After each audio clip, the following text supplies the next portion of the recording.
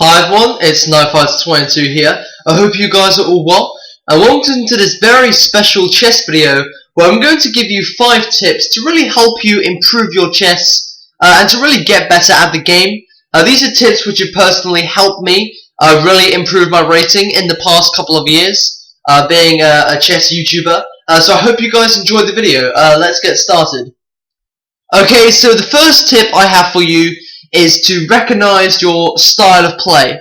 What I mean by this is there are many different types of ways you can play games of chess. For example, we've got great grandmasters such as Petrosian, who were masters of defense. You've got Mikhail Tal, who are very sacrificial and aggressive. So you've got all different ways to play the types of game. I believe I'm very sort of an aggressive player, a very sort of attacking player who likes to attack on the king side. A lot of the times I will sacrifice as well, but some people, they don't like to be as creative as me, and are more sort of positional players who like to seek advantages in a position, such as pass pawns and stuff like that. But it's very important to discover your style of play, because then you can study the sort of theory which you need to get better at that certain style. My second main tip that has really helped me progress in my chess is to use the tactics trainer tool on chess.com. Now you can access this for free. It takes 2 minutes to make an account. All they ask you for is your email and a password. You can go on there as a free member. I play 3 tactics problems a day, and it's really helped me improve my game. I mean, this time last year my rating was about 1,000, and as of the 14th of May 2014 my rating is now almost at the 1,300 mark. So tactics trainer 3 problems a day takes me about 2 minutes. Really helps to improve your game and to see certain tactical possibilities which you wouldn't see if you didn't continuously refresh your memory in terms of tactics. Now the third one is quite a funny tip for me, but about 6 months ago I started playing blindfold chess, and this was a tip which I got from Chess Network's channel. He said to play blindfold chess, just so I did, and it's really helped me to sort of memorize where the pieces are. I don't so much focus on where the pieces are. It more helps me to now work out tactical advances in my head and to really think a lot of the moves ahead in the game. Because obviously if you can't memorize the board in your head, it's really hard to think more than 2 or 3 moves ahead without really trying to concentrate. So this is why blindfold chess really helps improve your game. If you think this is a bit of a struggle for you, you can go onto chess.com and you can go into settings, and then you can get your pieces to blindfold chess for just about the first 5 moves, and then you can switch them back to these normal pieces like this.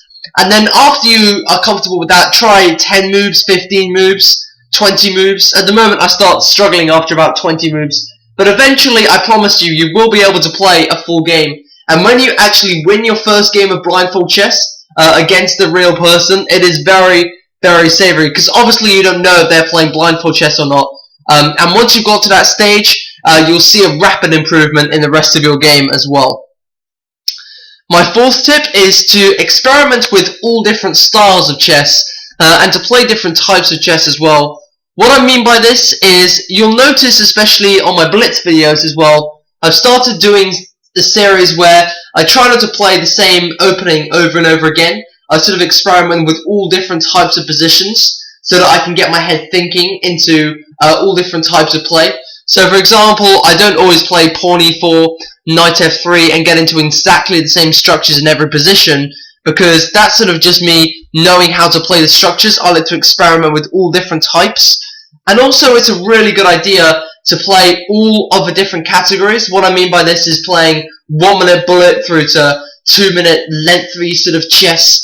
I know it can be very hard for you to play really long games of chess, but just stay focused. Don't do it often, just do it every couple of weeks. This will really help your brain to focus on the long term and focus on making those calculations in the long term. And if you get put under pressure in those games, then playing the 5 minute and the 3 minute blitz will really help you think under pressure. Maybe 1 minute bullet is just a little bit too silly, but it's good fun nonetheless, and chess.com will give you a separate bullet rating anyway, so you can go onto your account and play bullet without your real ratings being affected too much. Now the fifth tip might not be appetizing for all of you, but it definitely helped me, is to make your own chess channel on YouTube. Now this doesn't have to be a committed channel with hundreds of videos like me, but if you try and teach others about chess, somebody was saying to me in a class which I was taking recently that you only learn about 30% by someone else's talking to you, but if you actually teach someone else, it's more like 80% of the knowledge that you retain. So teaching someone else, you're really teaching yourself as well, and it's a great way to communicate with other chess lovers and for other people to find your own videos. So even if you guys don't take that one on board, it's really helped me, and I'd like to thank all of you guys for supporting me in my chess YouTube channel. Okay, so thanks so much for watching the video, everybody. I hope you guys found it useful. I wish you good luck playing chess. Please comment and subscribe on this video, and I'll see you next time. Goodbye, everyone.